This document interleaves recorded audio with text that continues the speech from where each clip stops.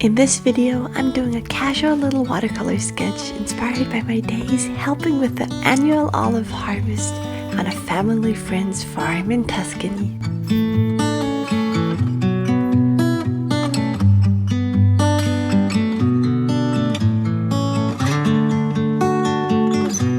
We're starting with a very loose pencil sketch, and you'll find and notice that this entire still life is going to be very loose and playful. This is not about studying lighting or getting technically better or getting it right or perfect. This is really just about capturing a memory, a moment, and a feeling that I felt in these days in the Tuscan sun. It's October, so the sun sets quite quickly, which is I'll be moving really fast. You'll be able to see on my shadow here that this beautiful orange evening light is very fleeting, and by the time it turns 7, it's already dark.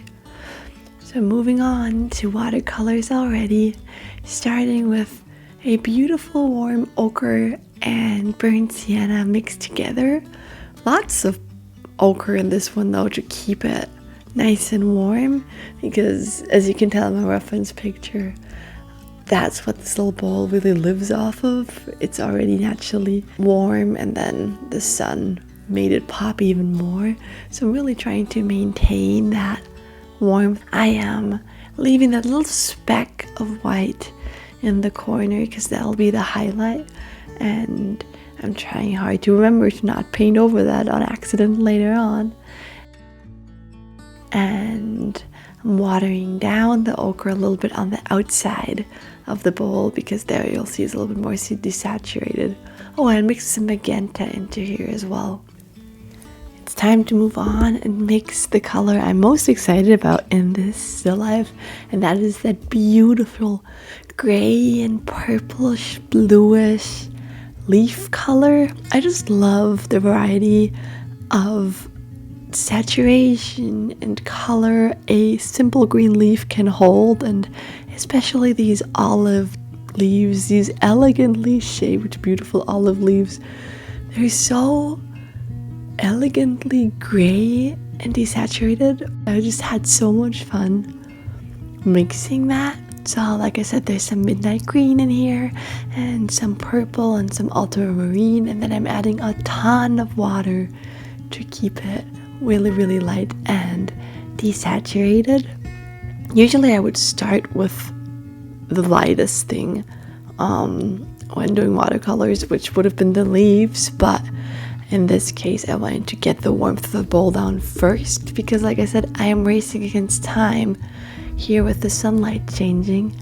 And now that I'm moving on to the darker shadow color of the bowl, the base color of the bowl that I laid down first will hopefully have dried a little bit already, so I can drop some darker colors on top of that without it bleeding too much. Because another thing that I really like about the still life, and that's something that'll change very quickly as soon as the sun is gone, is that drop shadow inside of the bowl that I'm working on right now. So I'm carving out the leaves, I'm adding some specks of darkness here and there in the bowl using some purple and burnt sienna mixes as well.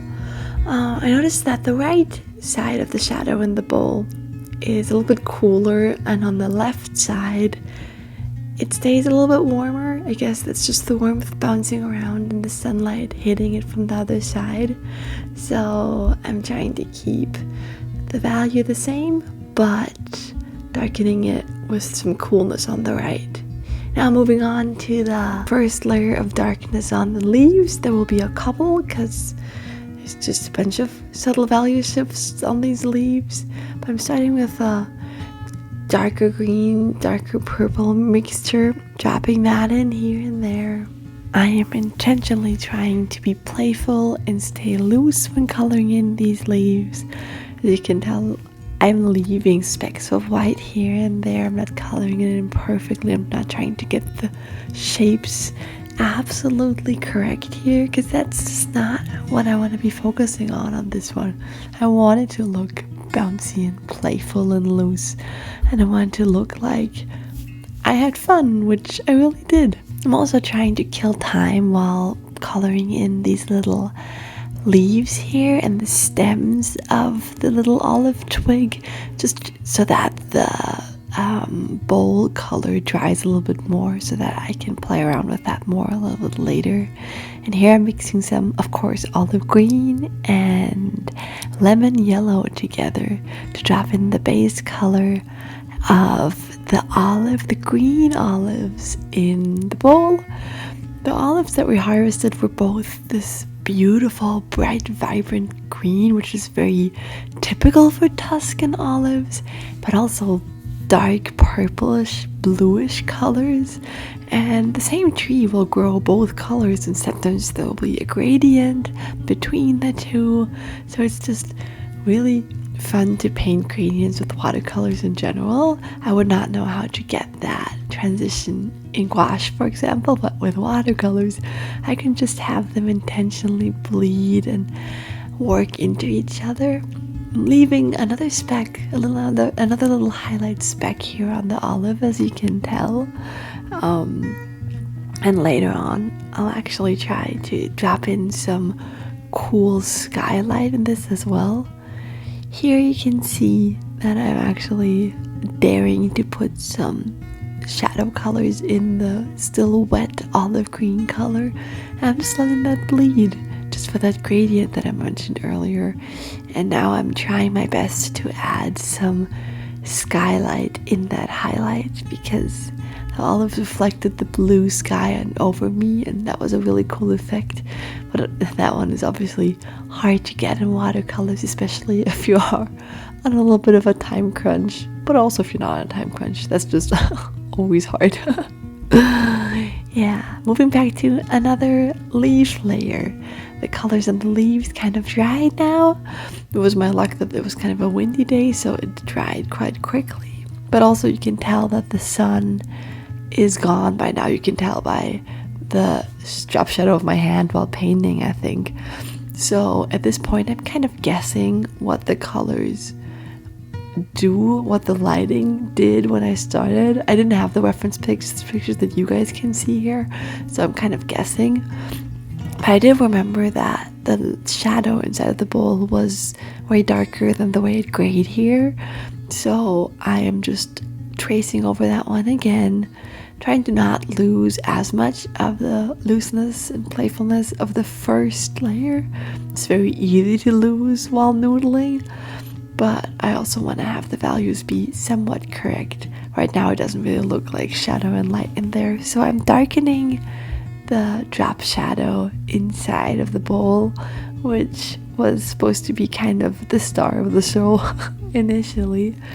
And now I'm tracing around the olive leaf twigs once more, also getting that shift between the bottom of the bowl and the walls of the bowl. They had a different value, a slightly different value, so I'm darkening the walls as well, because the bottom again will be catching some ambient light from the sky, while the walls of the bowl are darker because they're not facing the sky directly or a light source directly, but they're still warmer because whatever light is bouncing around in the bowl will hit the walls.